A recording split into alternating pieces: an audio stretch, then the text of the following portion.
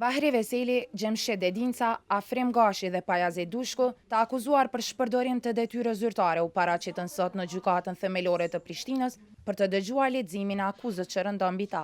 Prokurorja këtij rasti, Ferdani Sulejmani, tha se të akuzuarit kanë shpërdoruar 300.000 euro.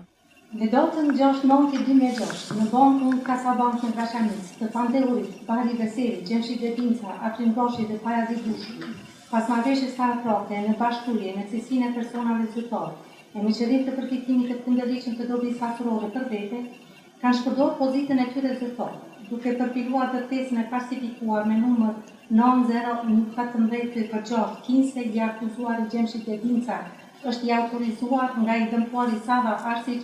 Sipas akuzës të pandeurit, këtë dëftese kanë përdorur në një lëndë të natyrës civile në gjykatën themelore të Prishtinës.